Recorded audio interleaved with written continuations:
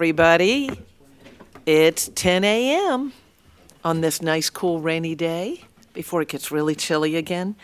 We're going to commence with the work session, December 2nd, 2025. Any issues with the agenda before we move ahead? Okay. All right, we're going to begin with ceremonial presentations, 5-year employee recognition for Mr. Hardy.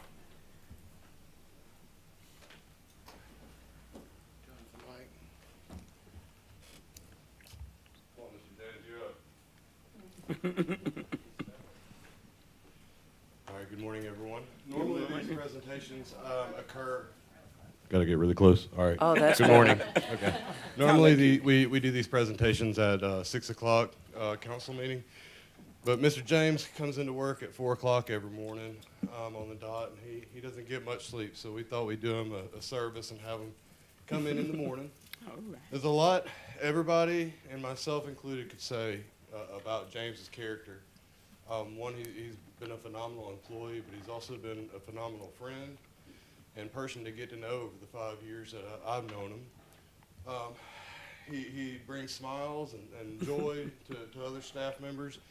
He takes pride in his work, which is rare.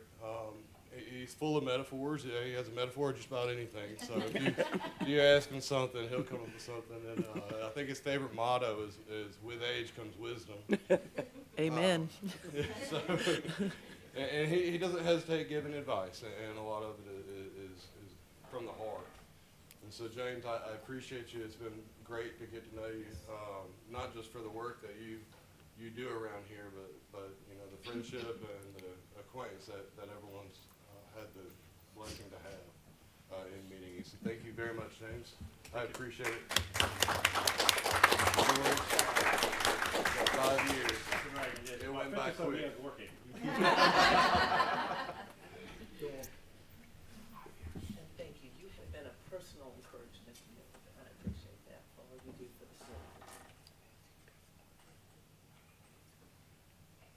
Thank you, James. Thank everyone. Come back at night. Thank you, James.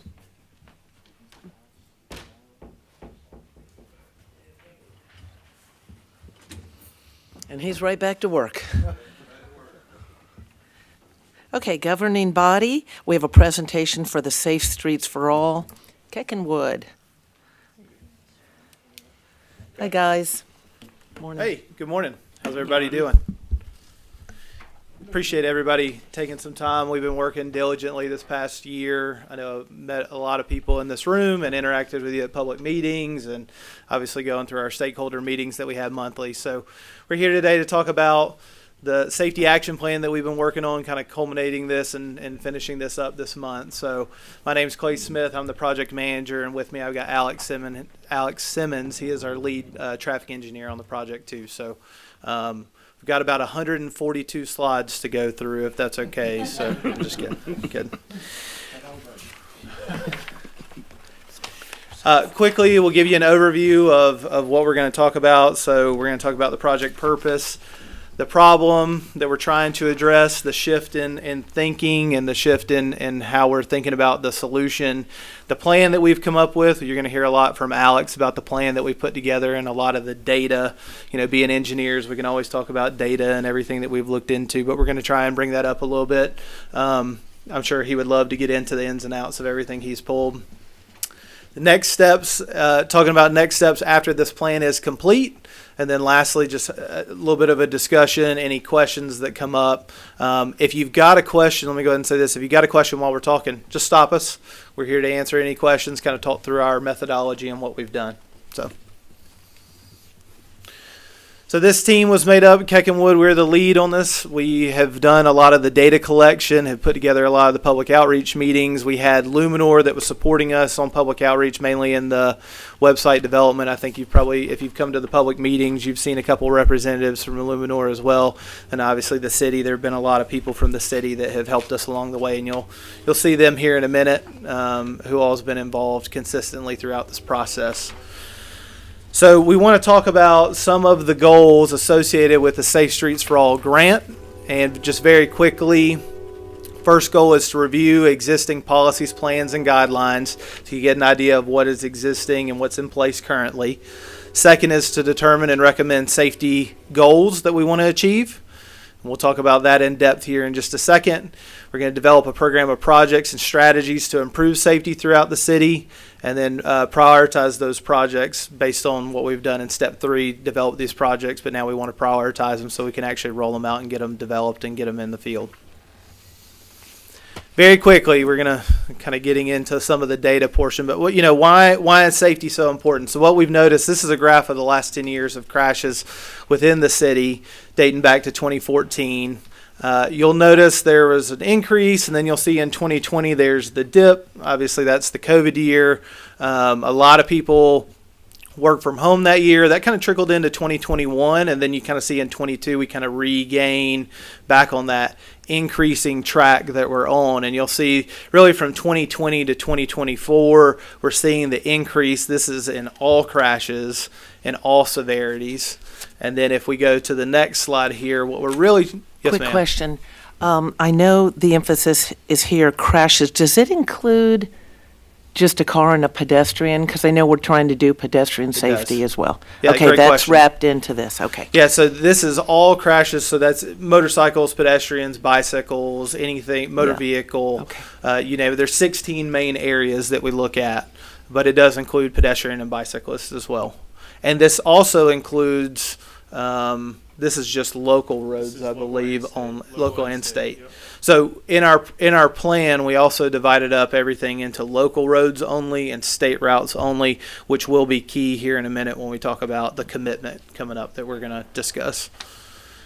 If you look at fatal and injuries and serious injury, so these are the 2 most severe types of crashes. All crashes are categorized into 5 different categories, ranking in severity, with fatality being the worst, and property damage only being essentially no injuries. There was a fender bender, right? I think that's the terminology that everybody uses. So here we're looking at just the 2 most severe types of crashes, fatal and serious injury. Again, you can see the increasing value here, which you're going to notice also, we pointed out the COVID year, so it's worth mentioning here in 2020. You don't see that dip in COVID, and what we've seen around the state and throughout discussions with engineers at the state level is we didn't see a dip there is because we saw less people on the road, which means increased speeds, which means more severe crashes. So that was a trend throughout the state. There was a spike in fatality and serious injury crashes in 2020 because not as many people are on the road. So we saw speeds increase across the state in 2020. Speed is a direct contributing factor into the severity of a crash. So that's why you don't see a dip in 2020. We just talked about speed. One of the guiding principles for a safety action plan is the safe systems approach. It's a data-driven process, and it takes into account 5 different system elements. You can see those in the circle on the right side of the screen there. Safe vehicles, safe speeds. We just talked about speeds and the severity of the crashes. Safe roads, which is something that we've talked about in depth. We've talked about post-crash care, and then safe road users. So think about education campaigns, making sure that everybody understands how important it is to drive safely, make good decisions, how to navigate the roadways in a safe manner. That's what that one's focused on. There are 6 guiding principles, and I want to go through those because these are some guiding principles for this plan. Death and serious injury is unacceptable. So we're going to be pushing towards what we call a vision 0, 0 fatalities and 0 serious injuries as part of crashes on the roadway, whether that's pedestrian or bicycles or motor vehicles. Number 2, humans make mistakes, human error. 3, humans are vulnerable. 4, responsibility is shared. 5, redundancy is crucial. And 6, safety is proactive, not just reactive, but it is proactive. And we do have proactive and reactive solutions as part of this plan. Specifically, on this slide, we want to talk about kind of the Keck and Wood approach to this process. We took a 7 a 7-step approach. I'm not going to go through every step here, but again, starting with what data do we have, what information do we have. We need to collaborate and engage with our citizen and city partners and all the stakeholders that are involved, even at the county level, and then develop a high injury network, identify strategies, and then move into prioritize and incorporate strategies as well. You'll hear us talk about the 5 E's. Those E's are engineering, which is really mine and Alex's cup of tea there, but also education, emergency medical response, enforcement, and then equity as well. And then I'm going to go ahead and jump into, I want to take a moment and just thank everybody from the city that was a part of these meetings that we had every month. You can see we had quite a list. Everybody, you can see we had Jennifer's here. I know Jennifer's here this morning, but we also had, you're going to see police. We had representatives from the police, from EMS, from the fire marshal was here. We had a diverse group that met consistently and talked about solutions, again, to cover those 5 E's that we just discussed. So appreciate everybody taking the time and coming to those meetings and really having some good discussion in those meetings as well. The 5 goals for this plan are as follows. So better understand factors affecting roadway user safety within the city. We need to engage the community, key stakeholders, and others in the region. We just talked about some of the key stakeholders. Goal 2, implement a data-driven approach complemented by public input to pinpoint where and why fatal serious injury crashes and near misses occur and identify locations that feel unsafe. Goal 3, promote a culture of safety throughout the community. Goal 4, prioritize roadway safety actions and programmatic investment recommendations to advance the Vision Zero goals. And then Goal 5, aid in the development, prioritization, and implementation of future roadway safety improvement projects. So you're really stepping through understanding the problem, gathering data, having discussions, developing a plan, and then Goal 5, implementing that plan. So we're at a point now, and this is part of the grant requirement, is we need to have a city leadership commitment to, again, implement these moving forward, implement these improvements moving forward so that we can reduce the fatal and serious injury crashes that we're seeing on the roadway. So the goal, and this is working with stakeholders and looking at the data that we have that Alex is going to jump into here in a minute. So the 2 commitment pieces that we have here, the city is committed to the goal of 0 fatal injury crashes on city-maintained roadways by 2035. And then number 2, the city is committed to reducing serious injury crashes on city-maintained roadways by 5% each year in an effort to eliminate all serious injury crashes by 2050. And again, I think the emphasis here that we really want to point out is city-maintained roadways. We understand there are other stakeholders, GDOT being a big stakeholder for the state-maintained roadways. And I'm going to pause a little bit. So those years that we pinpointed, so 10 years for fatalities, and then 25 years for serious injury crashes. And you can see the 5% reduction each year. Okay. All right, I'm going to let Alex take over, and we're going to kind of talk through some of the data that we found while we were going through this process. So. Hey guys, so I just want to kind of walk through, so the way the rest of this presentation is really going to shake out is this is kind of a first look at how the plan will be presented, right? So we're in the final stages of the plan development.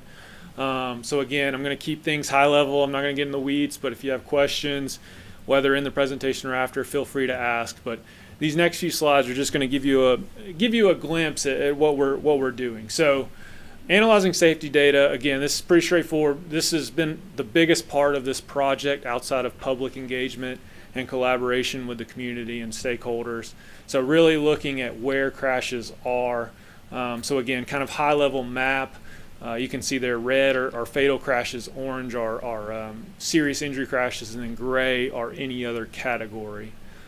So again, when we look at that 5-year period, over 4,000 crashes citywide. That's on all roadways, city and state roadways both. When we come down to that city maintained, right around 1,000. So I know we just talked about our goals.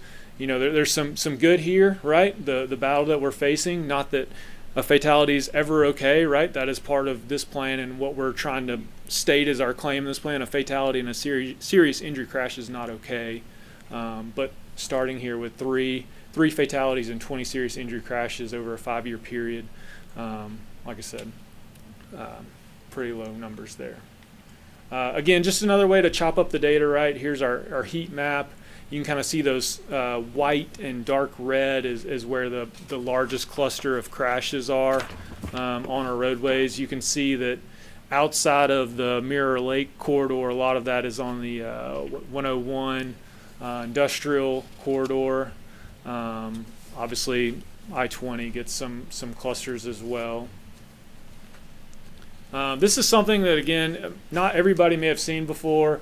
But just another way to break down the crashes here, and again, going through the plan, we'll talk through this in more detail. But really, the point of kind of showing a couple of different maps in this presentation is just showing how we're breaking up the data, right? Going through and making sure that we're not missing anything. We're looking at crashes at different control types, right? What are our crash types at signals? What are our crash types at two-way stop control intersections, all-way stop control intersections? We've mentioned pedestrians, cyclists, our vulnerable roadway users, making sure that we understand how those crashes have occurred in the past to have a better story and a better way to attack those moving forward. Again, going from that reactive to proactive measures, as Clay mentioned earlier. Engagement and collaboration. So we've had 2 public meetings. I know a lot of people in this room have attended those.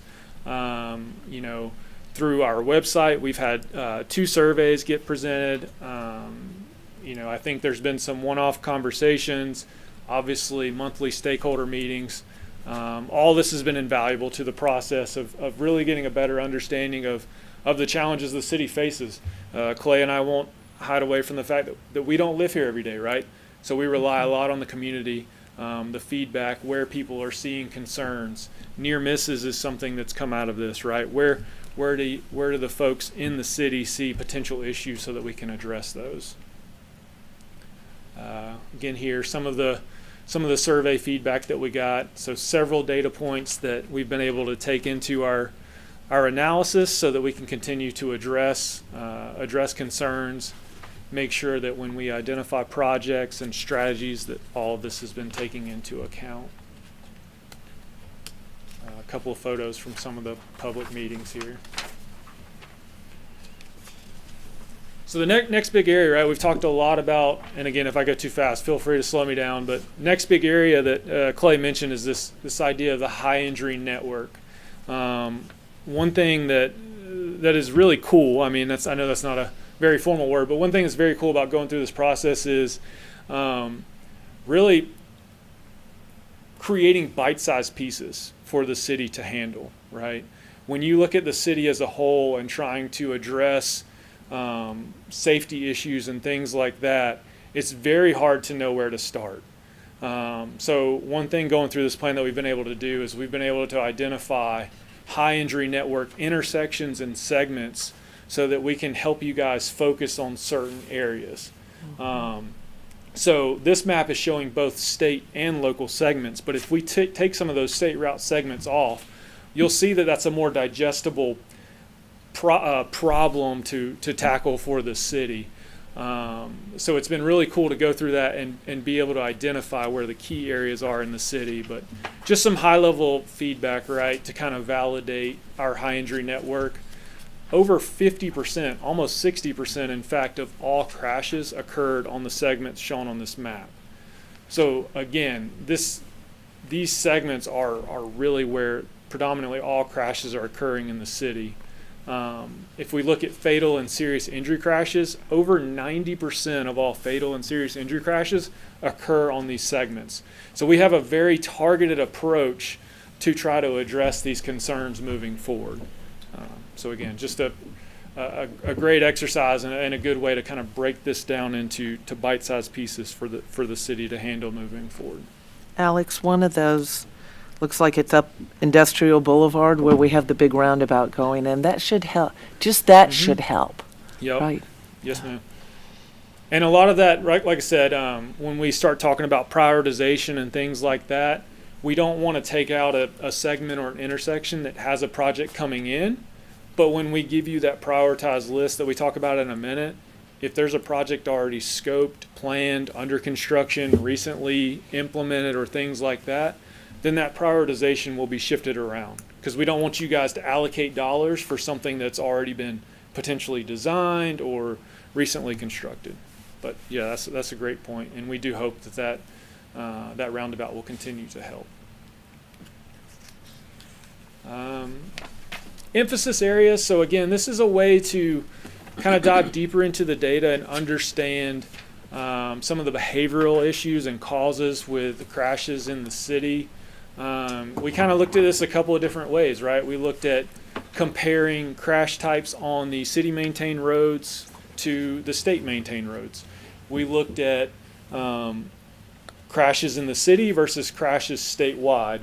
One thing that's consistent across all of them, that intersection related crashes are the primary concern. I don't think that's a surprise to anybody in this room, but intersection related crashes are a concern.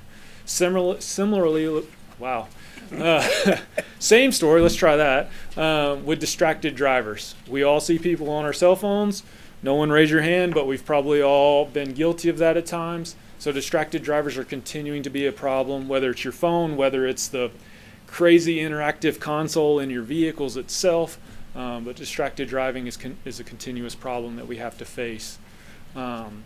Some others that you may or may not be as familiar with, roadway departures. We see those a lot, especially on these safety action plans where it's not just all downtown city streets, but we have some more rural segments where cars are leaving the roads, whether it's in a curve or maybe it's lighting related, things like that. Improper occupant protection, and then older driver related crashes as well come through our emphasis areas for the city. So strategies. So how do we kind of pinpoint things after we've gone through the crash data? And this is just an example of some of the things that we've come down here to the city. We've pulled data for.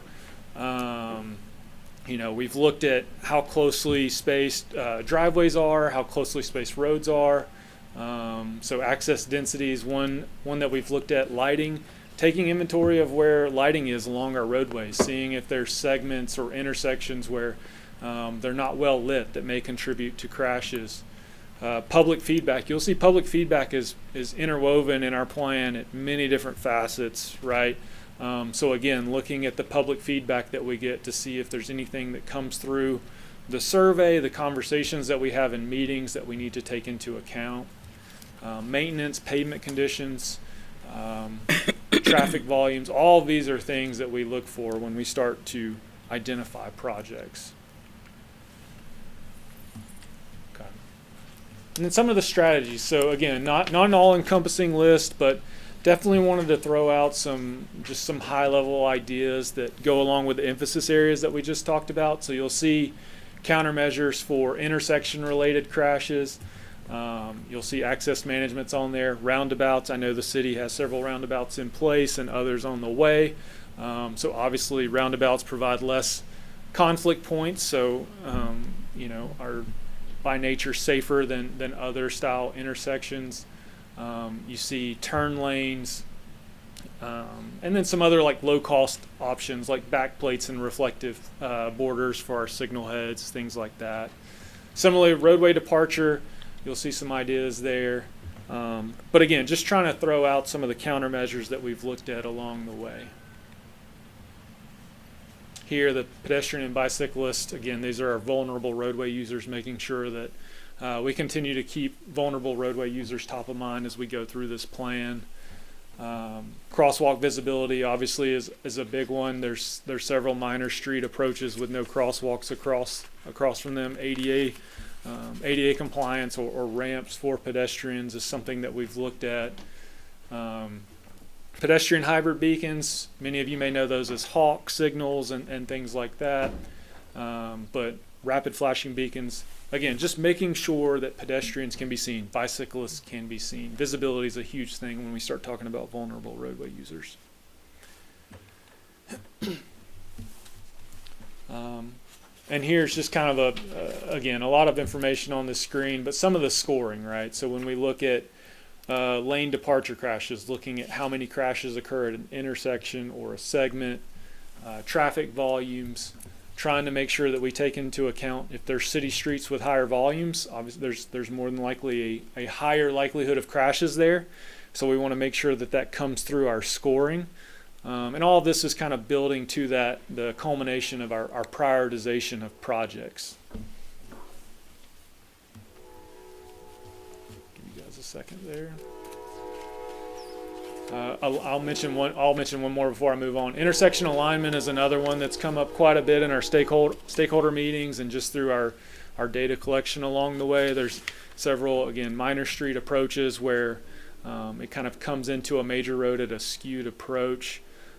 So making sure that we continue to pinpoint those locations, that we're giving adequate sight distance so that people can make safe left and right turns onto a major road. So I will point that one out. That's one that's been talked about quite a bit. And then something else. So this is showing some of the projects, and I know this might be hard to see, but some of the projects that we've identified along the way. So I'll talk about it in a minute. So where we're at in the plan right now is we've gone through and we've identified several projects for the city, for segments, for segments and intersections. We've created benefit cost ratios. So what is the cost, right? That's something that everybody's familiar is. What is the cost to implement this roundabout or this pedestrian crossing? But then what we do is looking at some of the safety data, the crash reduction factors and things like that, we're able to see a benefit from a safety perspective. And so this BC ratio is looking at the crash history on a segment or an intersection, and it's essentially saying what kind of reduction can we expect with this style improvement. So the higher BC number, the better. So obviously the BC ratio itself will be taken into account as we prioritize these projects, but that's just one facet of it, right? The risk factors, the data from the high injury network, all those things will also be accounted for. So kind of fast forward there. So again, just more projects. And again, the theme that we've tried to continue to keep throughout the plan and even in our meetings is we're always trying to break things down from a local and a state perspective.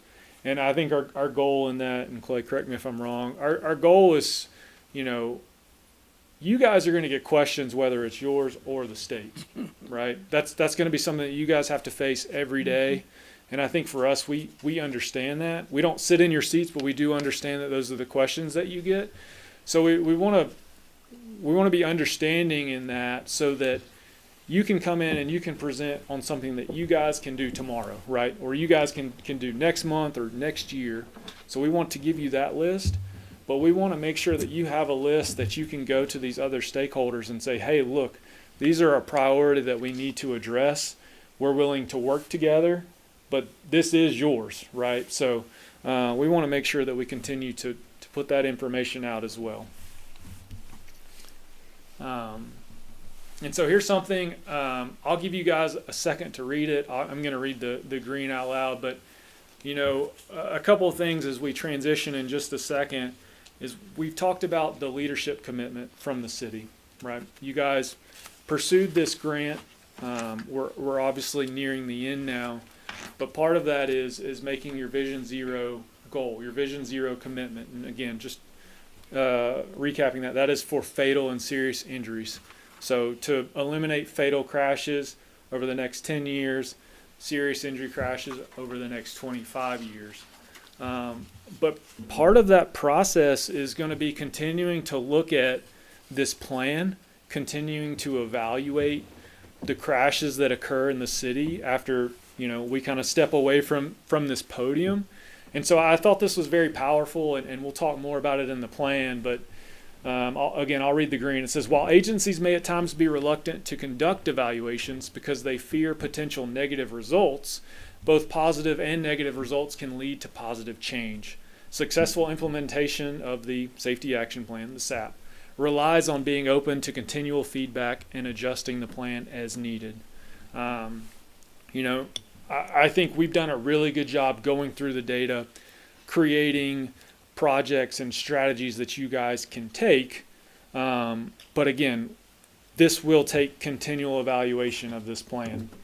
There can be developments that can come in, there can be road improvements that change the way people commute through the city, and crash patterns can change. And the way that we can address that is, again, continually evaluating the plan, making sure that the recommendations still hold true. If patterns change, how can we tweak these improvements to make sure that it addresses the true problem?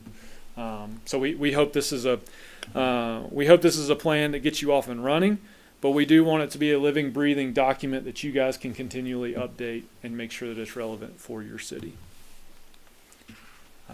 And so with that, again, just kind of recapping where we are now. We've identified all of our projects for key segments and intersections within the city. Those lists are broken out by local and state.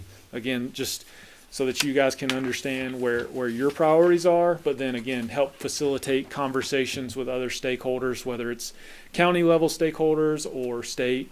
So we're actively prioritizing those projects and putting the finishing touches on the report. And then our goal is obviously to send out that draft or that final document to our stakeholders, and we assume council, and then we will make sure that there's no outstanding comments or anything that we need to address with that report. But we're really at the end. And like I said, it's been a great process. I think we've all enjoyed everything that we've been able to do, the public meetings, just interacting with stakeholders here, just getting to know everybody has been great. So we're happy to share that in the coming days with you all.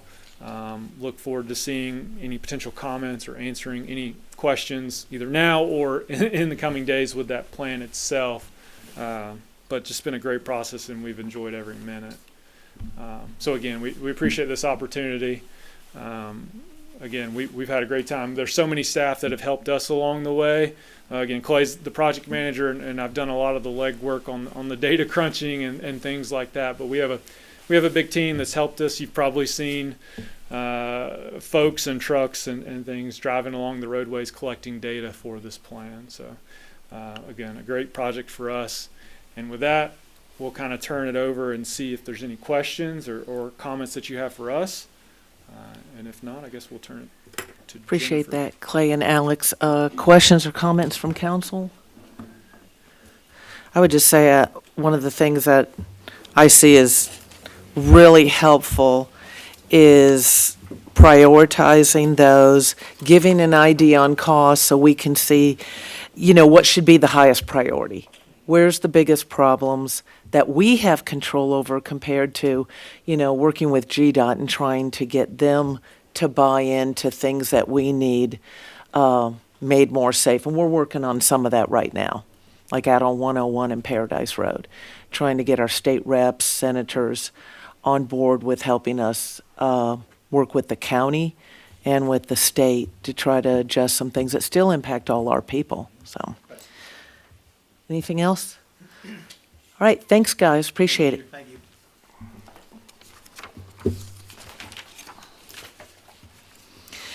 It'll be Tuesday that will be the resolution. We will handle resolution adopting on that. Now, I know the bar is set high, like 0 fatalities in there. So I guess we just set the bar high. I'm going, that's really tough to achieve, but the idea is to work toward it. All right, item 3, 2026 City Council meeting calendar.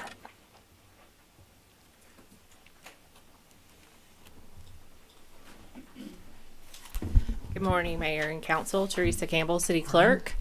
This item has been discussed at the October workshop, and in the past meeting, there was a desire to wait until the results of the runoff today, I believe, was what I understood from all of you.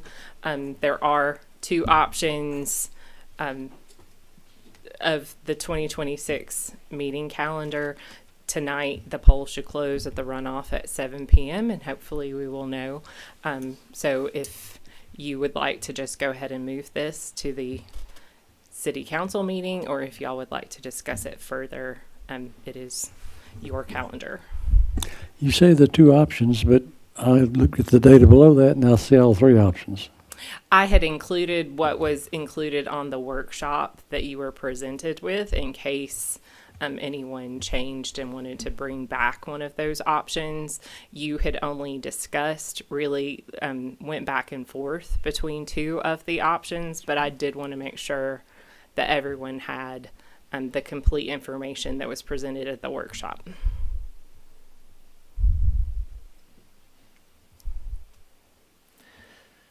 We'll have the runoff will be tonight, but the winners of that runoff will not be installed till January. My personal opinion is I don't see us doing it without them being involved and having a say. And that means like a direct say that we hear from them, hopefully them voting on it, since they're going to be impacted by it. And if that is the desire, if you would like to just decide that today, or if you would like to discuss that on Tuesday, and to have the January meeting be on the second Tuesday as is, and decide to have the January work session in compliance with the schedule that we have been using this current calendar year, that is definitely an option if that is what you would like to go through. It is really the desire of the council, as it is your calendar. Oh, we lost somebody. I was Yeah. about to say council feedback. Okay, to the right. I mean, what Teresa said about just, at least for January, maintaining the same calendar we have now until we get the other two on board and then have a vote in the January meeting. That just makes sense to me. I'm sorry, I'm not on the mic. I apologize. Say Yeah, that again. what Teresa suggested about just, I guess it was a suggestion, not to put words in your mouth, but about just having our January meeting schedule like we've had it, and then when the two new members get on the board, we'll have that discussion in January about what the rest of the year looks like. That just makes sense to me. I agree. Do you want it to come back at the regular meeting when everyone is here and able to talk about it, or do you want that decision to this to get moved to the To January chime meeting? in from a legal perspective, this will impact your notice provisions. You do not have to notice a regular meeting because it's noticed in this meeting or whichever one you approve the schedule. But if you do not set your schedule, you will have to notice all meetings until you do that. So just, it may behoove you to set it and then have the option to amend it in January, or just know that once you set it in January. Okay, so when we're talking about notice, be specific there. Are we talking about for 1 month, or we'll have to notice all meetings? At this point, we've got a work session, a voting meeting. What additional notices would we need to make? The Yeah. January one, or? Yeah, you have to have 2 weeks' notice published for every public meeting that you hold. So if you don't set your February calendar or February on calendar, you will have to notice those work sessions and meetings in the newspaper and all of those other things. So if we set it in January, we won't have to notice those. It Is sort that of correct? depends on when you set it in January, but If it got, yes. if it got set at the voting meeting, which You would be should the be second fine. Tuesday. Okay. Is that an And issue? just for full reference, you have 2 legal organs because of the 2 counties. So that's $32 for the work session, $32 for the meeting in both legal organs, the Douglas County Sentinel and the Times Georgian. I communicate with other members of the press to make sure that things are on the community calendar, but just so that you have all information and to tag along with what Nicole was letting you know. Okay. I mean, I don't want to complicate things, but I mean, is there any notion at all that we would move our regular meeting from the second Tuesday? Because it seems like we could just go ahead and set that calendar if that's the case, and then come back and do an amendment to add the work session calendar once we discuss that in January. It appears that the work session is the only one that's the topic of conversation. Correct, yeah. So, I I agree. mean, I don't know, I don't want to complicate this more than it is, but, I mean, it seems like we could just do that, unless we believe that the two new council members are going to want to alter the second Tuesday meeting schedule as well, so. Would that change anything if we had the one set but not the other? No, I think that would be great. That cuts back your notice provision by one, so you don't have to notice your work sessions, so. We could probably buy coffee with that. Or you would only That's have to about notice it, your work but- sessions, yeah. Okay, all And right. from what I have heard from the council, I agree with Matthew. The council that's still remaining. that- Right, we're already down to, we don't even have a quorum right now. It's good we don't have to Oh, vote. did I didn't even realize anyone was here.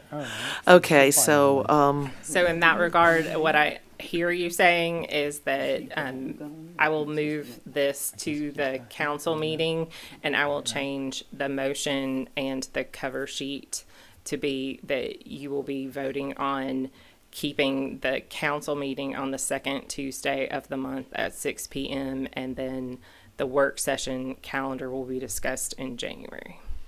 so Ms. Smith, does that keep us all legal? We do it that way? Yeah, that'd be Everybody great. good? Yeah, we will need to notice the January work session and potentially the February, but we'll just see where we land in terms of timeliness Okay. before we really commit to that. Okay, appreciate that, thank you. All right, item 4, small claims ordinance. And it's not David, it's Nicole. It's not David. Keep turning my mic off for no reason. So this is actually just a policy that we would like, or we could put in place to allow the staff to administratively handle any small claims that are brought before the city. I think that it's actually something that we're already doing in practice in some capacity. If there is something that is received, I give it to council and I give it to the attorneys and then create an incident report with our insurance company and then it goes to them to be assigned.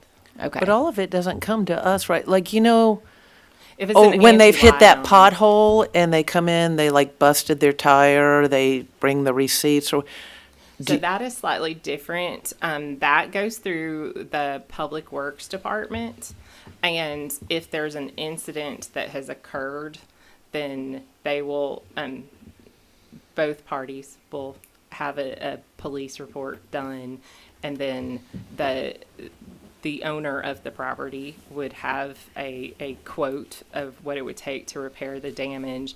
And then it would be up to staff at that point to decide if it was within a threshold of where it would need to be referred out or if it was something that was covered in their budget for doing standard everyday business. And that's such just as done if ad- a rock kicked at administratively. someone's car, or if someone were to if there was a guardrail, if there was a stop sign, if it was then it would be handled at that level. So this is basically just an opportunity for us to continue doing that, and it'll be any claim that does not exceed a $2,500 value. There are other counties that do it locally, cities that do it locally. It's generally paired with a waiver, so you would shell out whatever amount of cash under this amount that is associated with the claim after staff has verified that it's A, a valid claim, and B, something that the city would feel compelled to cover. And then you get a waiver of all other claims against the city signed. So that's it. It's just in front of you guys for your consideration. questions or comments from council? Okay, thank you. Item number 5, discussion regarding warming centers in city facilities. Okay, so I'm the one that brought this up, although it had been talked about last year as well. And I had been told back then that we could not do something like that, make the gym available or whatever because we had generators. I got a different opinion this year that didn't seem to play into it. And I think the thinking was, well, at least on my part is, well, it's still out of the weather compared to when you can't heat, but I didn't know what the law was. And that came down from management, which has changed. The concern is that we have some people out on the street. And my understanding, and PD can correct this, is that our officers at times are transporting individuals down to Carrollton. And I'm looking to see if there's any disagreement on that. That takes our officers out of the city. I don't know how far that is down there. I know from where I live, it can take 30 minutes to get to certain parts of Carrollton. That takes an officer out for an hour. And also maybe the concern of we've got vulnerable people that are on the street that might need a warm place to get into, and yet at this time, we don't have any nonprofits that are doing that here, and we do in Carrollton. There's Impact West Georgia, there may be a couple others. In my opinion, it's probably only churches and city government facilities that even have the type of place you would put someone in. You're not going to put a stranger in somebody's house. You know, you've got to have some kind of facility that's offered. My ultimate hope is that we have the nonprofits established here, just like they do down there. There's an organized way to do it. There's fundraising.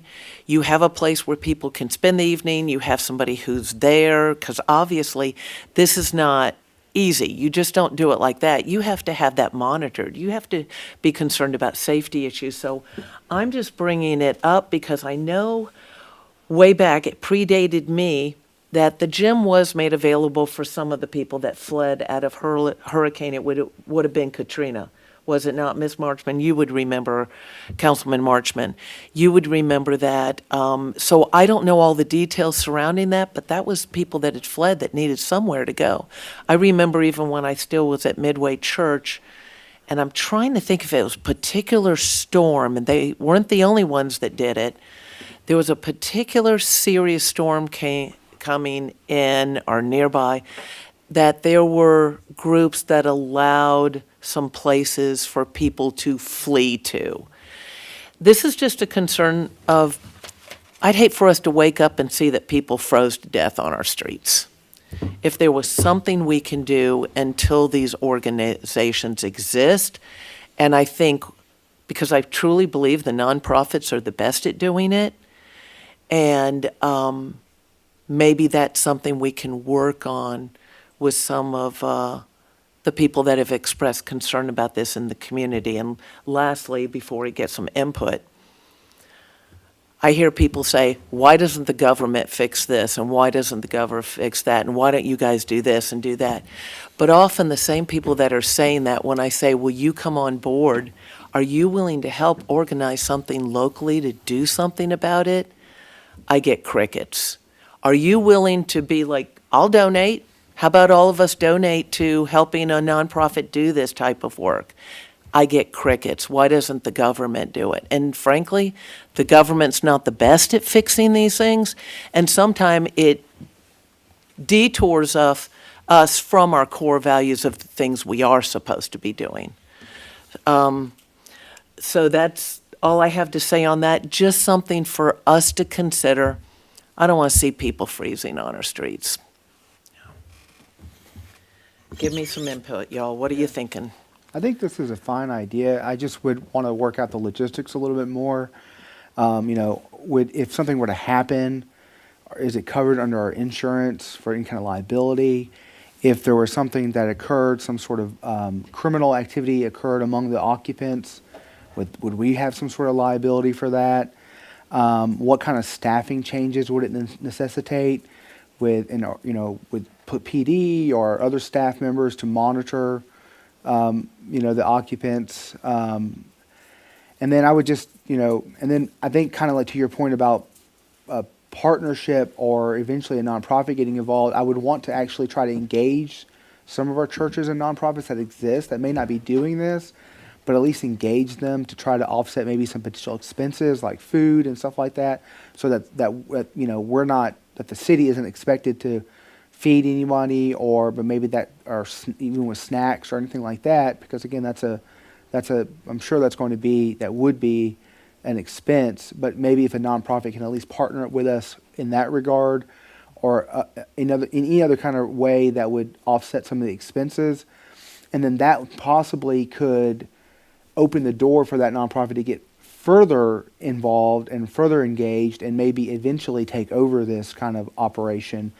instead of kind of just being a partner. So it kind of introduces them into this field. But otherwise, I mean, I think it's fine, but I just would like to figure all those logistics and all those kind of things out first before we commit to it. Yeah, I mean, even like if you have a family that's sleeping in their car, you want to be careful, and the police department would know more details about this as well, as to even when they do hurricanes and those type of things, you got to be careful to protect children, and you're bringing in unknown people, right? So definitely the security issues have to be a priority, and feeding people or whatever. Yeah, I mean, just from the reports that we received from when the police department kind of goes out into the woods and breaks up some of the encampments, you know, there's a lot of reports that there's people out there that with failure to appear warrants, there's people out there with other kind of, you know, criminal histories and stuff like that. And so you're kind of bringing all these people together. So, you know, obviously we just need to kind of vet that kind of thing and work out those logistics before we do it. But otherwise, I mean, I agree with you. I think it's a fine idea. I don't mind. I've wondered it myself. You know, how come we don't have anything like that moving in Villa Rica? I see it in Carrollton and other places. So, And we would definitely want your feedback, because it's our officers that not only would be involved in this, but are currently involved with when y'all decide to transport somebody down to Carrollton, and that assumes there's even capacity. You know. Councilman Carter, any input on having with a warming center? Okay. Yeah, I wasn't sure that you might not have even, we had no attachment on this, so there was nothing to read about it, just the topic. So, and anything else, Councilman Marchman? Okay. I'm okay with doing something for the less fortunate, so whatever plans you come up, I'm okay with it. So let's, maybe we can request some feedback from the police department, from staff, of things we need to consider, involve whatever new council people, and I know we're already in the middle of winter, and this is kind of what happened last year. We were going into single digits, and I remember hearing questions and concerns about, what do we do about people that are out there? You know, and so we can't decide this overnight. But anyway, at least we can start the discussion. Maybe we won't go into a period of years of not having anything again. I do agree we need to request input from the staff, including the chief. All righty, we'll go ahead and move on. Building development update. Mr. Griffin. Right, good morning again. And I apologize in advance. I want to kind of derail this item just for a second because I missed the last council meeting, and it was my boss's 5-year recognition. And I just want to say a couple words. He's probably going to get mad at me. But I feel like I should have been here, and I missed it. But Tracy Jarvis has been my boss for about 3.5 years now. And this man is put in my life for a reason, by God. He's not only led me professionally with leadership, but also spiritually. And I've come to him with problems and issues and heartbreak and also happiness and joy and things like that. And I just wanted to tell you that I do love you and I appreciate you, Tracy. So anyway, wanted to say that real quick. I should have been here at the council meeting, but I'll just divvy it. Sorry, I missed. I did miss. Congratulations. I did have a good reason. My daughter was getting married. I on didn't. an island out there somewhere in the ocean. All right, so the development update, we're kind of narrowing this down a little bit with pertinent information rather than an accumulative whole of all the developments. We have basically 4 categories. We have a residential status change, a commercial status change, and then you have just the rest of the developments. We added one that's collected dust, and then another one that's completed. In the middle of all this, it may get a little confusing. Right after the commercial status changes, it just goes into our residential component of complexes that had no real serious changes. And the changes are up for interpretation. I did my best and put together what I thought the council and the public would like to hear.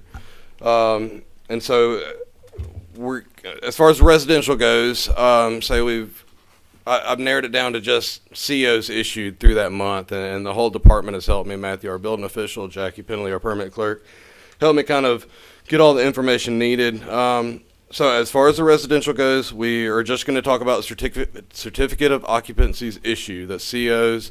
That means the building has passed all inspections, fire marshal and building official included. If it's commercial, health department, et cetera, and that building can now be occupied. If you would like more information, such as a new application submitted, I can get you that information. Again, this is a learning, experience for all, and everything can be changed. So to start off the residential status changes, we have Connors Landing. They were issued 3 COs, so there's 3 residential single-family detached homes that can now be occupied, and this is all within the last month. Water Mist 2, there were 3 COs issued. Fairway 16, there were 4 COs issued. South Harbor 2A, there were 3 COs issued. So those are all in the Mirror Lake development. So obviously, there's a lot of construction going on, and they're moving pretty quickly. As far as townhomes, we have Emory, the townhomes built by Starlight. There were 7 COs issued. That's the whole block of units was issued a CO at the same time. So each individual unit gets their own CO. We have Charleston Place. There were 2 COs issued. There's 16 lots remaining in that development. And so we'll move on to the commercial status changes. Same kind of criteria. If a TCO was issued, a CO was issued, project complete, or any kind of permit issued as far as commercial. We got Tanner Lab and Morgue expansion. The expansion came before the Women's Center. That project is complete, and they received a CO. So next month I'll take that item and move it over to completed.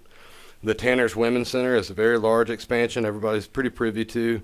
They have been issued a land disturbance permit. So we issued a previous land disturbance permit for the Tanner for them to go ahead and start working on their parking lot, get them kind of space to have their construction trailer, store equipment, and really mobilize. So kind of help them out there.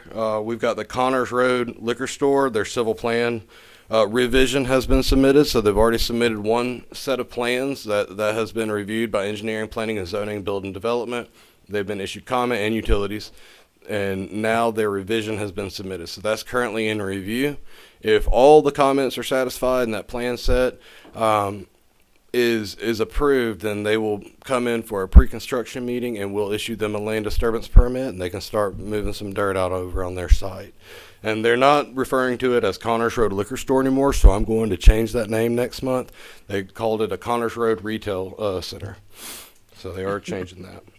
We have Rockmart Road. So go ahead. They're going to call it the Connors Road Retail Center, even though it can only be a freestanding building. That's correct. That's a liquor store. That's correct. There are multiple parcels on that owned by the same owner. Okay. I will share the site plan that was originally submitted to the city. There were multiple concept meetings with this owner developer regarding that parcel and how he was intended to split it eventually. Right. I remember some of that discussion in the council meeting about Yes, this sir. time Yes, last sir. year, I guess. Staff maybe. reinforced that there has to be a standalone building independent of any other business on a single parcel. Okay. And we stood firm on that. Yeah, they were looking at maybe having a gas station and some other. Okay. And there may be on on the a other as a parcels. separate project he may Yeah. Sure. intend or approach the city to do so. right now, it's a liquor store. It's a standalone building.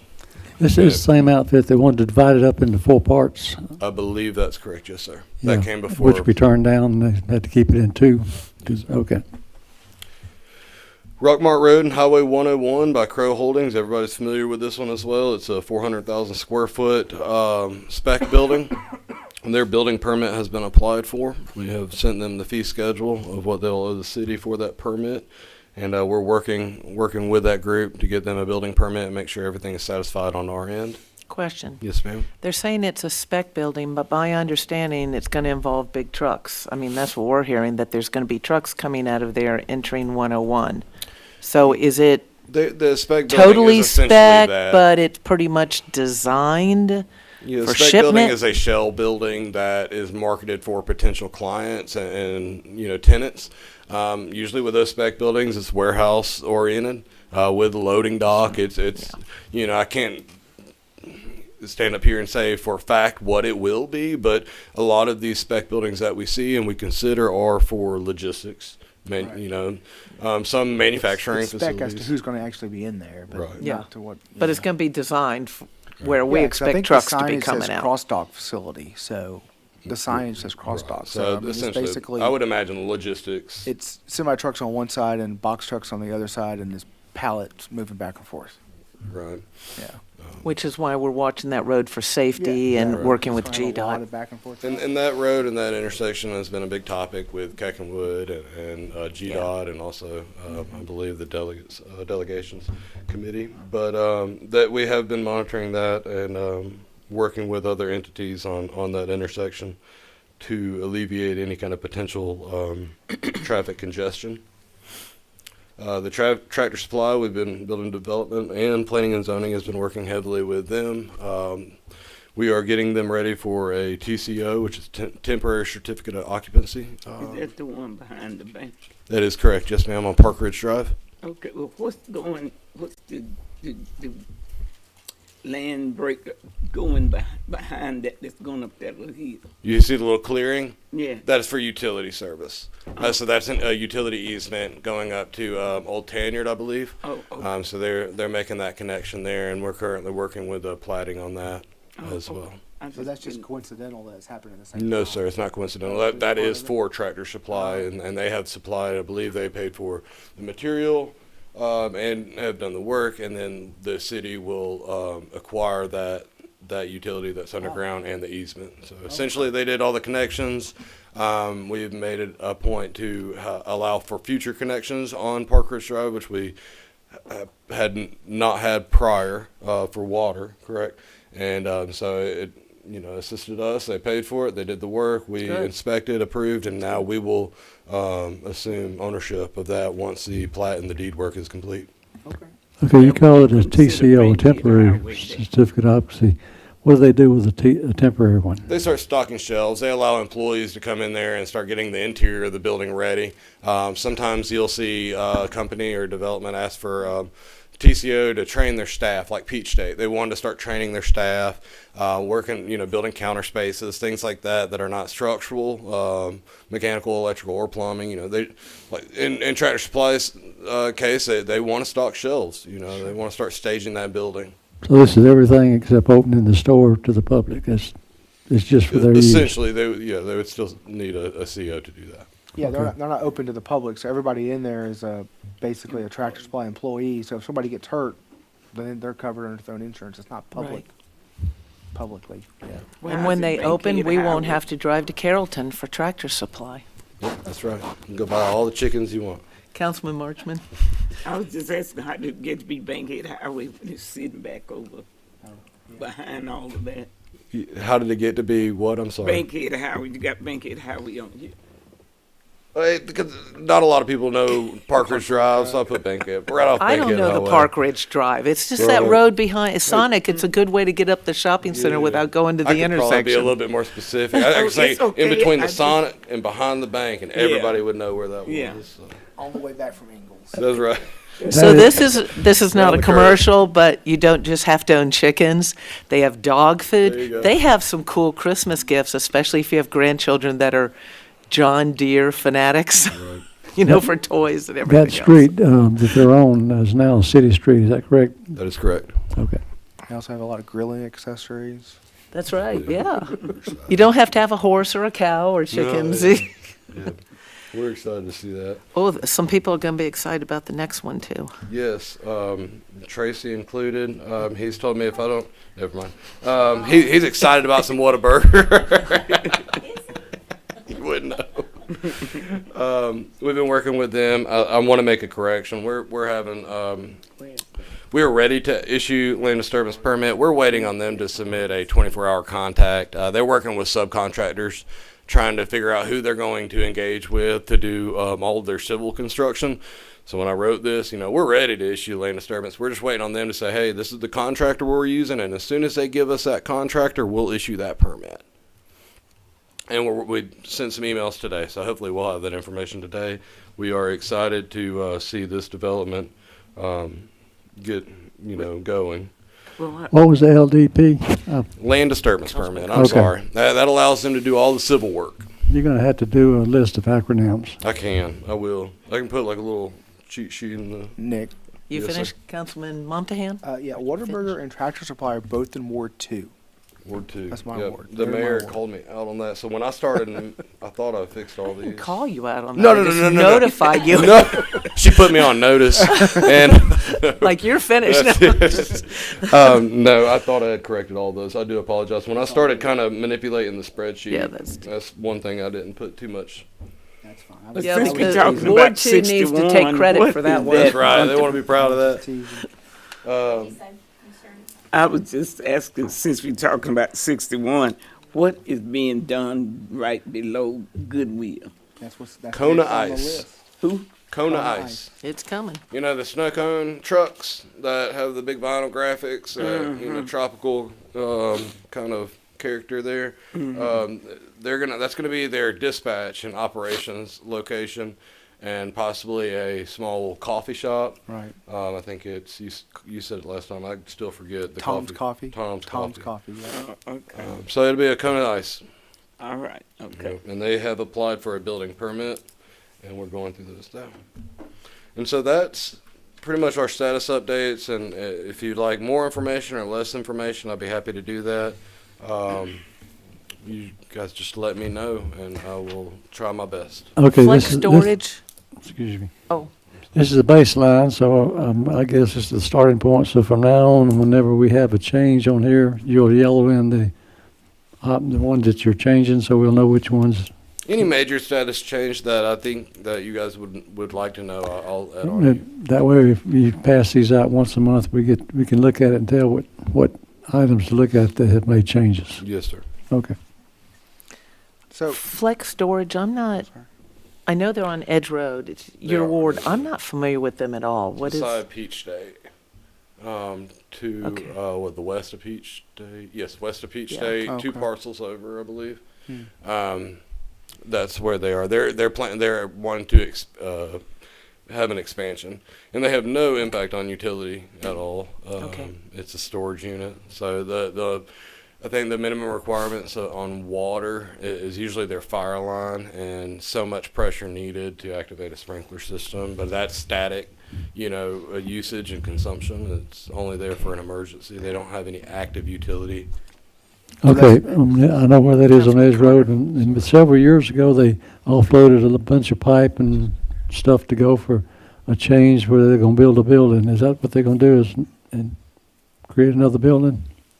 I believe so. I haven't seen the building plans, only the civil. Yeah, if they got rid of I all do that grass, believe you'll they see all are. the pipes that are out there. That's been out there for about 4 or 5 years now. I'm not familiar with the pipes, only the plans, and I do believe they haven't been formally submitted, but they are planning on building another building from the conversations that I've had with the Okay. developer.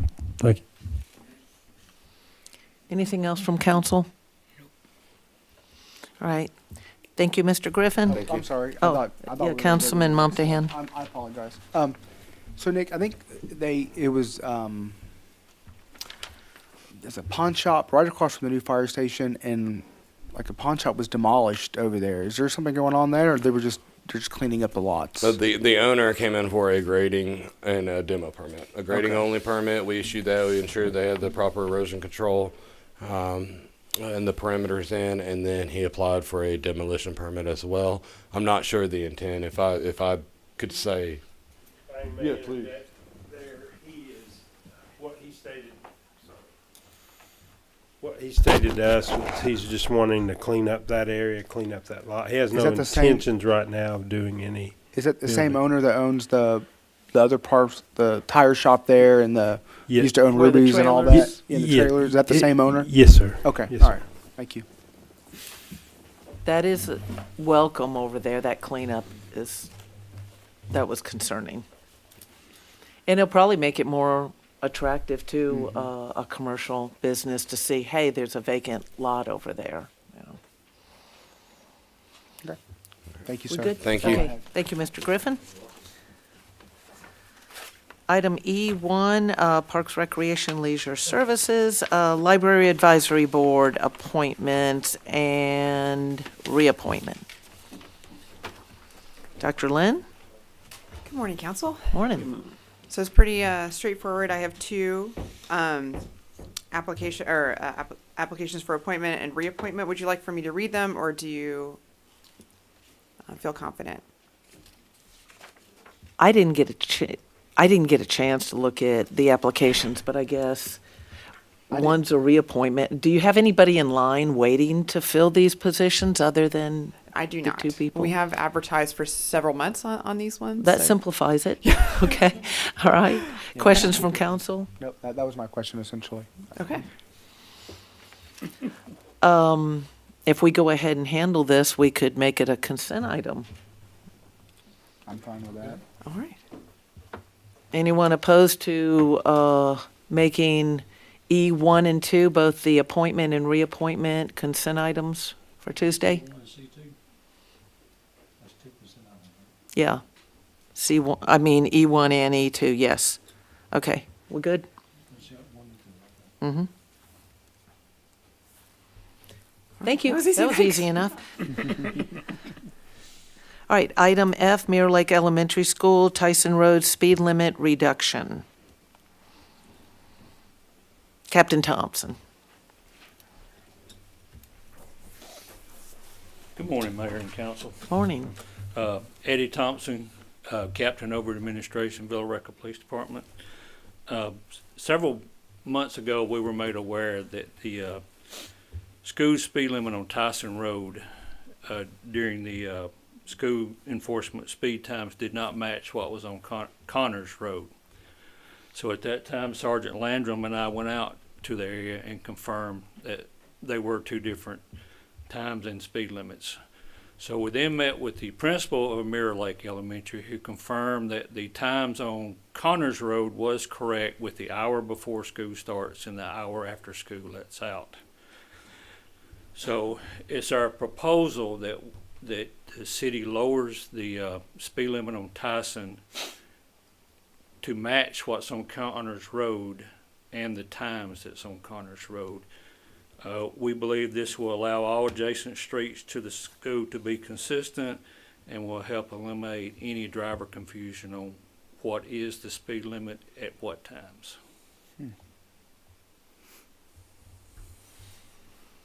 You know, you have to drive slow over there, so it's probably easier to see the times. I notice when you're going down something like 61, if you can read those times, that's good. But is it your opinion that what we have over there is sufficient as far as visibility? Yes. The standard, I don't know if the standard is set by the state or, The signs are set by the state. okay, The size of the signs are set by the state. okay. And they have to be approved by the Georgia Department of Transportation engineer, who we spoke with on the phone, and it says unless we change the speed limit or change the times, then what we had was sufficient because she approved them to start with. And just out of curiosity, because it's not our road, 61, is it the same size for roads even when the speed's like twice the speed and you're trying to read that? Are they standard no matter where? Yes, it's particular size, no matter what the speed limit is on the, as far as visibility? As far as I know, Okay. it is, yes. All right, As far that's a as I state know. issue. Okay. Appreciate it. Councilman Carter. Do we have a flashing sign showing when, that flashes when these things are active? We do not have flashing signs. They are not required by the state. I think they should be, because that alerts the driver that there's a problem. Slow down. Yes, sir. Well, right now, they're not required by the state, so we do not have flashing. We Okay. don't have one that's, I thought I was told we did. We don't have flashing. No, we have a sign that flashes your speed, but we don't have a yellow. Nothing like school zone. No, there's no yellow flashing. We have one that flashes your speed, tells you what your speed is. Right, right. What would it take? I mean, that seems like a logical thing to have is when it's active, that time it's active, it should flash and tell you to slow down. That's the only way the driver's going to be able to read it because it's going too fast down 61. You talking about, Well- you talking about the cost to do that? Yeah, what would it? 61 has them. Yes. It has the overhead. 61 does, and but the- Tyson doesn't. Which Well, is- 61 is a county. That's not the city of Villa Rica. So we Yeah, do the not- sheriff's department oversees that, but it's a state road. Yes. But you're asking maybe about the high school, the Yeah. elementary school. So the city of Villa Rica would have to pay for that, and I don't know. I think Sergeant Landrum has been talking to the company, but I don't know what the cost of that is. Be interesting to find that out because I think it would be worthwhile. Thank you. Any other questions, comments? Makes sense to me. Thank you. Yeah, it'll be consistent on both roads. Yes. Anyone opposed to making this consent item number 3? G, Community Development, ABL-07-25, Walmart stores. This will require a public hearing on Tuesday and involves a variance request. Good morning, Ms. Mayor and Cox, good Council. morning. Whitney Cox, licensing specialist. I have an application for an alcoholic beverage license. This is for Walmart Stores East LP. Our ordinance requires an alcohol license to list corporations as well as a licensee who's local. Most times is someone on the managerial staff at the store. So they've had a change in that staffing. Therefore, the new manager had to apply to be licensee. So he's gone through all of the required public noticing as well as background check through the police department. And we would just be updating the licensee on their currently held alcohol license. Questions from council?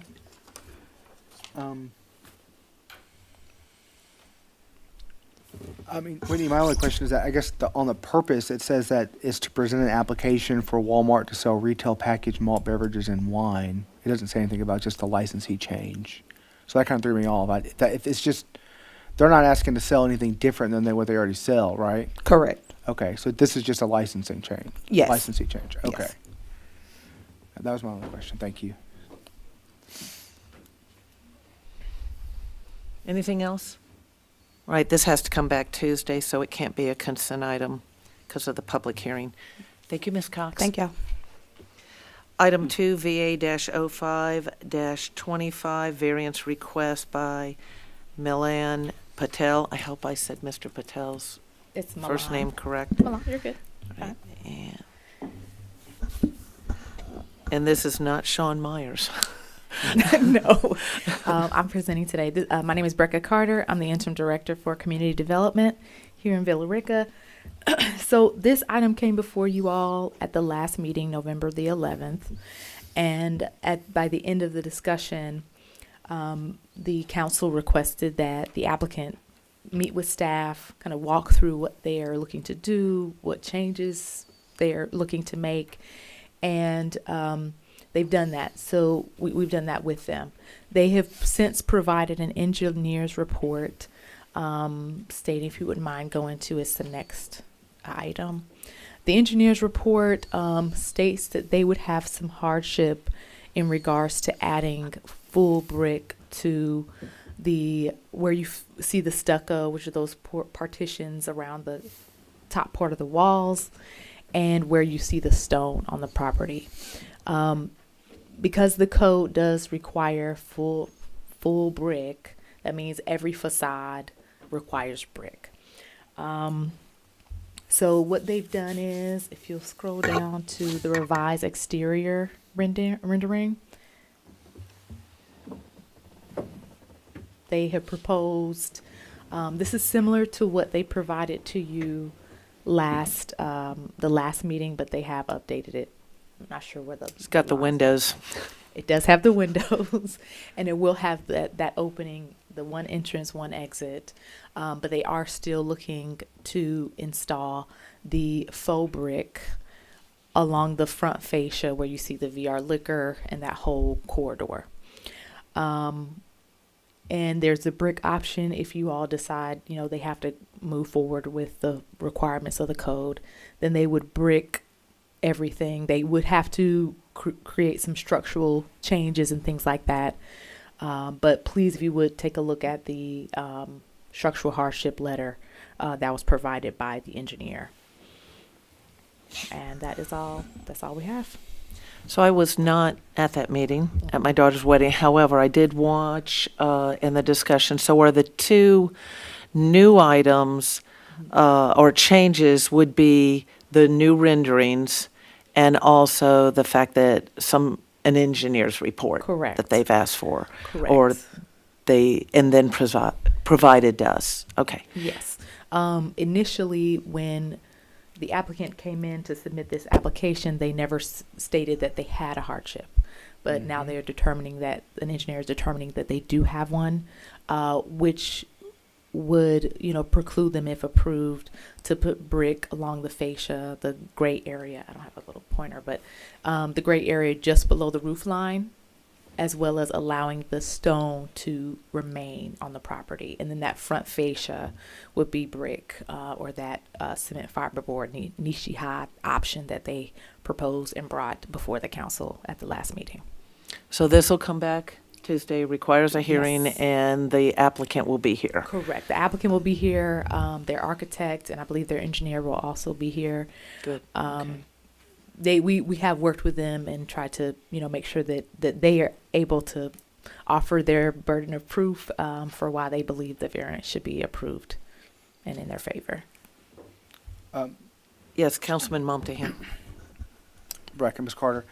So I'm looking at the paragraph, I guess it's numbered paragraph 2 on the engineer's letter. And it says, for context, full brick on the 25-foot tall entrance wall would weigh approximately 1,000 pounds per linear foot of foundation, and a thin brick veneer would be approximately 160 pounds per linear foot of wall, an order of magnitude less. I mean, that totally makes sense to me. So if you go back over to the images, Okay, sorry, the renderings. If you can go to The third attachment. third one there. Thank you. Okay. So the way I read the engineer's letter is it your understanding, at least, that when they say the full brick on the 25-foot, is that supposed to be what the second option is? Yes, if the Nishi-Ha or the faux brick is not approved, Yeah. then they know that they've got to fortify quite a bit Right. that facade and every portion of that building in order to put full brick on that property, on that building. Because the way that it's built, it is not currently set up versus a ground up building where you can put that brick without any additional structural enhancements. But in this case, based on the letter, they would require those structural enhancements. So I guess what I'm misunderstanding then, or what I'm trying to just looking at it, right, anecdotally, I'm just like, so you're telling me, from what I understand, that strip, which it looks small, but maybe it's 5-10 feet, I don't know, of Nishi-Ha, equates to almost over 800 pounds of brick. That's what I'm saying. No, what they're asking for is that entire facade would be either the brick or the Nishi-Ha. So that Nishi-Ha, which is at 160, this is just a color, they just have a color band at the top. So okay. it would still be that whole facade would be the so Nishi-Ha. That's just even though it looks great, that's still Nishi-Ha. Yes. I see. Okay, that makes sense now. Okay, Right. all right, that makes sense. And they're looking to paint paint the current brick to give it some uniformity. I on see. color. Okay. So the 160-pound option is the Nichiha. That is a full Nichiha front. It's just painted differently, look like brick. Correct. And the 1,000-pound option is the full brick down here on the bottom. That's where correct. you're understanding that too. Correct. Okay. Awesome. Yes, sir. Councilman Carter. Okay, I'm looking at your cover sheet in here, and it still says the staff recommends denial. Is that the case after you talked to them about all this? Well, I think from a staff standpoint, we'll stay with what the code requires as far as a 100% brick. But the statement from the engineer, and I told the applicant this, I said, it is your burden of proof as the engineer to make sure that the city council is aware that these are the structural concerns. But in the initial report, we had no issue with the masonry or the stone staying in place. But it is still our opinion that brick is required and it should be upheld. I've had another applicant from another proposed liquor store ask about concessions as well. So staff putting forward a recommendation for approval, we wouldn't be able to do that it would cause an issue or precedent to be set unnecessarily for the next applicant if they were to come in and ask for less than, or ask for, a variation from what the code requires at this time. Okay, and you say, alternatively, if you approve it, you have 4 conditions. Are those still the same? Right. So if the council does deny it, then they have to put full brick. If Yeah. you approve it, though, we didn't want it to go without any requirements at all. We wanted to make sure those were in place to ensure that they could meet the requirements per the approval and then go through the review process, which they are currently in, contingent with this approval. Okay. Yeah, basically, if we approve it, we don't want to just basically open up like a free-for-all. Sorry. Right. Basically, if we approve it, we don't want to just open it up to a free-for-all where they just, oh, well, it's approved. I don't have to, Right. I can just put straw there now or something. I don't know. Right. Right. Stuck It up. does open it up for Yeah. all the options. Okay. Fair enough. Thank you. Sure. Oh, I'm sorry. What's my question? I'm jumping and going. Anything else? Okay, we will go over this, I'm sure, thoroughly on Tuesday when everyone's here. Item 2. Oh, wait a second. That's what we just did. Sorry.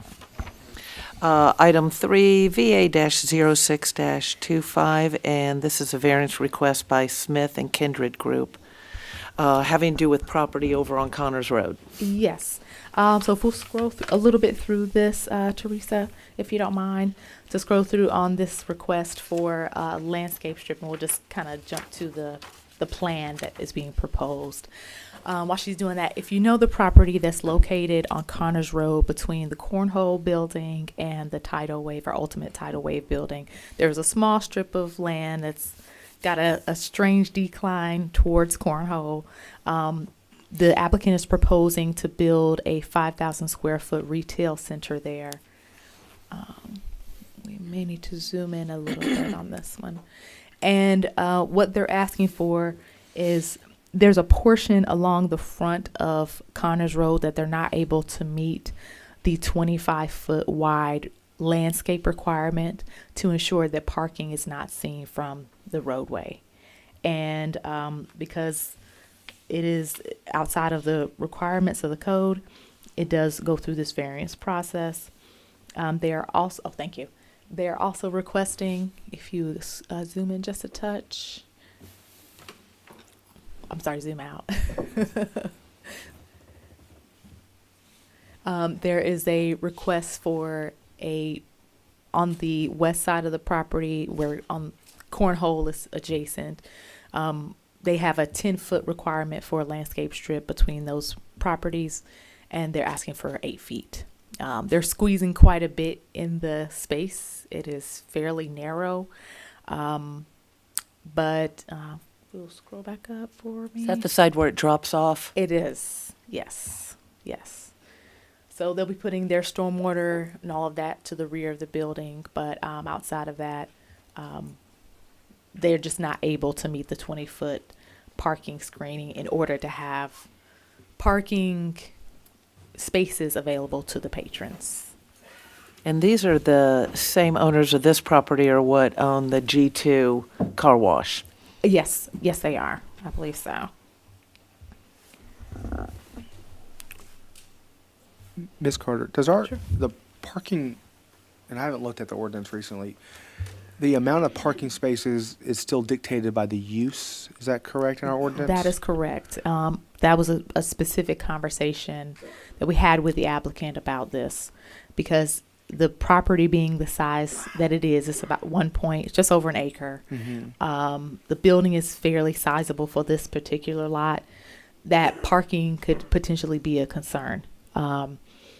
And we had that conversation, so I said, you got to be very strategic about this. They can make the building smaller and meet the requirements. That's the reality. But I guess if we don't know what kind of use they want, then we don't know what their parking requirements are. Is that fair statement? Yes. Well, I do a minimum of a professional office. We Okay. have another case similar to this. Okay, A professional office requires at least one parking space per 300 square feet. right. So if you have, 4,000 square feet or 900 square feet, you have a couple of spaces that you have to include. Okay. This project, when they come back in and submit their plans, we do a full review, including parking Right. and what have you, which could at that time require for them to make that building a little smaller, have less tenant spaces, those types of things. Which then would necessitate less parking, and then they may then be able to accommodate what the code requires. I mean, is that possible? And do you see how could that happen? Say again? I guess what I'm trying to say is, like, if they come in with a use that requires less parking in a smaller building, then they may be able to accommodate what the code requires on this because they're using less space on that one parcel. That's my question. I mean, It's possible, but they haven't determined who their tenants would likely be. right. Just from what I understand from them, it's expected to be, a more neighborhood commercial, like coffee shop cleaners, those types of uses. So I guess then my concern then is this is kind of speculative then, because we're just guessing, and we're going to give them. They're asking for us to give them a variance for a variance they may not need because ultimately their building may be smaller. Like that, I think that's just kind of my concern. Right, and staff has denied it based on it being so far outside of the requirement, because if you can go from 20, kind of like we've done with the other variances, if you can go from 20 to 18 or Right. 20 to 15, and a fence or something that gives some concessions and meets the intent of the code, which is create that appropriate screening, then staff reviews that based on the concession and making sure we can still meet the intent of the code. I appreciate that, the intent of the code, because sometimes it's in a very narrow box, but if we can achieve, but we will hear from them on Tuesday, because I have had at least relayed to me that, excuse me, while it may be somewhat speculative, they are talking to some national chains and have some ideas of what they would like to see there and who they're reaching out to. But I know this much, and they'll be here Tuesday and can probably give us more specifics on. Right, and I can what reach out they're to them to looking make at. sure that they can provide or offer the council some idea of what types of uses would be there, and then we can work with them on just require parking on whatever it is they're looking to install there. And I totally understand that, one of the ways that an owner developer can attract a potential tenant or a potential development is to have it basically the property ready to be developed. I get that. I totally understand that. But this is just one of those things to me. It's like, if we don't even know what you're going to bring in, you're asking for a variance. You're not asking for a zoning. You're asking for a variance. And typically a variance comes in during construction. Like, you're about to put the thing and you find out there's an issue. And so all this stuff is lined up. So, I mean, I guess that's just my thing. I mean, obviously we're going to talk to them, we're going to hear from them, but I feel uncomfortable saying, oh, I'm going to give you a variance for something I don't know. I mean, that's just my concern. I'm just saying. The variance obviously is self-imposed, I would say on the north end near Connors Road, because they could make adjustments, obviously, but that's why they have this avenue of requesting it. And then on to the west, I see that as reasonable for reduction. They have some major grading to do just to level out that property to build anything at all. Okay. So staff has recommended Councilman Carter. denial on this one. We've recommended denial of the variance on the north end to reduce the 20-foot parking landscape screen from 20 to 5, and approve the west side landscape strip from 10 to 8 feet. Anything else? All right, we'll move on. That'll be coming back on Tuesday. Item 4, ordinance to amend Chapter 20, solid waste management. Okay, exciting times. Garbage, So- recycling, Let's or talk no, in this case, grease. Cooking grease. That's right. So, over the past several months, our code enforcement team has been going out, seeing that we have, and for the public, a recycle or grease vat or bin is a bin where anyone who fries food at their restaurant or establishment, they physically go and pour that cooking grease, that used cooking grease, into that bin for it to typically be recycled or pumped out by any, number of companies that would come and do that. But we're having an issue because instead of those vats being pumped out, they're spilling over onto the ground. Some of them have been going into our storm drains, and that is problematic from an environmental I standpoint. have the poster child picture of one of them, right? That kind of started this ball rolling, and y'all found all kinds of We stuff that found- we don't necessarily see that are hidden. This one was like plain view, but Right, and I we found appreciate quite the a few. work done by that department. Absolutely, and we found quite a few issues, which kind of led us to look into a couple of those jurisdictions that have code requirements for this type of use, which we looked at the city of Carrollton and pulled from their ordinance, work with our legal team, city management, and other staff members to come up with an ordinance we thought would be appropriate for the requirements. If you'll scroll up a little bit under background.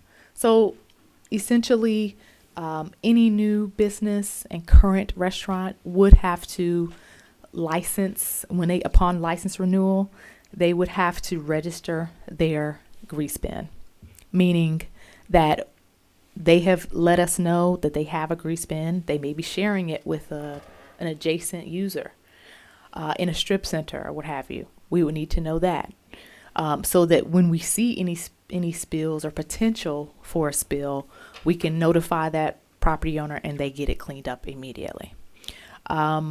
90 days of the ordinance approval, we will require this decal to be obtained. And it's perfectly aligned with the business license renewal, which is due March 31st at the latest. Also, we will require that they register the location, the size, the color, and they have to have a statement that says it's for cooking grease only. And then each graph will receive a decal from our office. There is no cost at this time, but there are fines in case we do see some overages and some spillage into the storm drains or just onto the ground surrounding it. And we are requesting that the council approve this ordinance. I think I recall also from our all-day workshop is there's going to be some time, education, letting them know about it and giving them a little bit of time to get ready and get compliant. Yes, Correct. we have sent our community development department has sent out information through the city newsletter, through the library service, as well as we sent letters to about 70, I think we're 78 or so of our restaurants that we've sent the notification to so that they can attend the hearing. It's not a public hearing, but we are looking for input from those users to see how we can fortify the code or if there are things we're missing or things we need to consider. We'd like to do that. Appreciate that. Yeah, that's really good to get the feedback if we're making changes, even like Right. hotels, anything else that they have a chance to give feedback and maybe fill in some gaps that we're not aware of. Right. Oh, I'm like, what is that? I knew it wasn't somebody snoring. It's right outside the window there, okay. All right, any other questions from council on this? All right, we'll move on then. Thank you, Ms. Carter. Thanks so much. Finance, Ms. Long. Mayor, I'm sorry. Yes, Did Councilman Did I miss Monty. something about, are we not going to put that on consent, the ordinance for the solid waste management section? Since it doesn't require Yeah, I guess hearing? we could do that, because we're automatically giving them the feedback. Should we wait for feedback from them? What would be your opinion? I mean, I know we want to go ahead and do it. Is there a disadvantage to that? Well, I was just state that because we offered for the community to come out and speak on the item, that it'd be a formalized item. That would be my request. So if Okay. anyone does have comments or thoughts, they can share them at that time. Okay. Okay, get that, appreciate that. All right, so we'll bring that back on Tuesday. Finance, here we go. Good afternoon, Amanda Long, Interim Finance Director. So I'm bringing before you today the final 2025 budget amendments. So if you'll flip to that next page, I'll just run through these really fast. We received insurance premium tax of $1.8 million. 42.8% of that is due to Douglas County for fire service. So we did not budget enough. So we're going to amend the budget, increase both the expense and the revenue by $111,000. 183 through 189, we're going to amend the budget by $96,000. Hotel motel tax came in more than budgeted. So that also makes all of our expenses related to hotel motel tax are higher. So we're Because they're broken down to percentage, right? So if it changes at all, we have to adjust those. and all of the lines have to be adjusted. So that's Okay. why there's so many lines there. Customer service credit card fees, we grossly underestimated those. They exceeded the budget by $74,000. However, the total customer service budget is only over by $40,000. So we are asking to amend that budget with finance's salary line, which is under budget significantly, and customer service falls under finance. So we're asking to amend that budget by $40,000. You said the salary line? The salary line 'Cause we're under down- finance we're down because we are people? a down. Jennifer is The now under yes, city that's what I was manager. thinking the other day, and then I forgot. Okay. So that is the reason for that. Real quick question on the credit card fees, and I know we've talked about this a number of times, and I'm prepared. you know it's coming. We cannot charge fees for utilities, right? So I pulled November's numbers so that I could explain it up here and hopefully have it make sense. So for utilities, last month we had $517,000 in credit card payments. So we paid an interest rate of 1.68% for those payments. So we only paid $8,702. So if we charged a fee, then our interest rate would increase by about 1%, maybe a little more. So we save by not It's a charging a wash, fee. or is it? Oh, we So we only had 3,365 transactions. So if we were doing like Carroll County does and charging $1 per transaction, we actually save more by taking the lower percentage versus see. charging a fee. That's easy. Okay. Thank you. You were ready. You knew it was coming. Custody of prisoners it was also running over budget. We pay from custody of prisoners. We pay for their housing, and then we pay for medical care and drug tests if those are required. So we are asking to move money from the police department's budget to custody of prisoners to cover that overage on there. It's about $2,000, and police department had plenty of money. And then last but not least, water purchases. we purchased more water than we anticipated, but our revenues were also higher. So we're asking to adjust that to cover that overage, $277,000. Questions or comments from council? You say the revenue was higher on that item, enough to cover that? Yes, we only adjusted the revenue by the shortage. Okay. Anything else? Anyone opposed to making this consent item number 4? All right, that'll be consent item number 4. City Manager, Norfolk Southern Land Lease Renewal. Yes, good Ms. Holman. morning still. This is the Norfolk Southern Land Lease Renewal. I believe there's a map also attached to this agenda item. This is just a standard lease with them that gets renewed periodically. They reached out to us and said, hey, the last time it's been updated was 2019. We need to update it. They originally were going to charge us $20,000 base. I was able to negotiate it down to $15,000. You can see from the agenda item cover sheet, they have gone up. Even from 2017, we were paying a little over $6,200.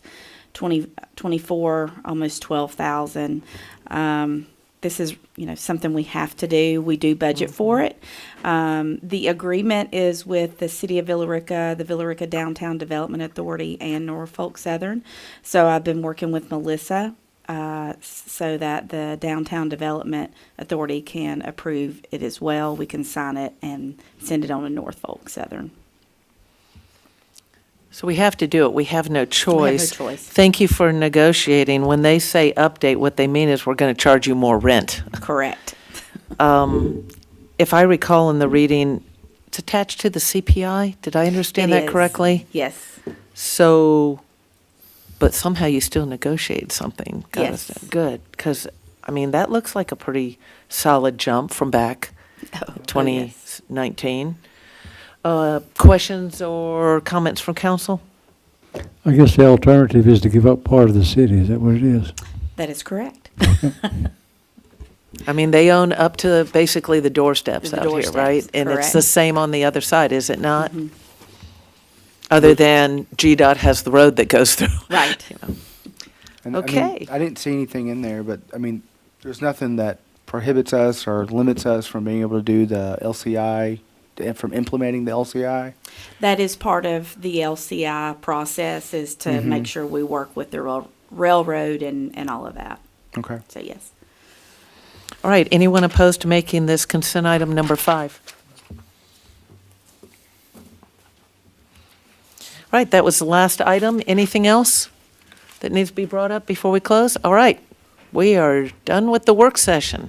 Oh, I'm sorry. Second, we need to go over the consent item agenda. All right. What I have, correct me if I missed anything, consent item number 1 is E1 Library Advisory Board appointment, and the second one is the reappointment. F1, that's number 3, that's the speed limit reduction. Consent item number 4, the budget amendments, and consent item number 5, Norfolk Southern land lease. Okay. All righty.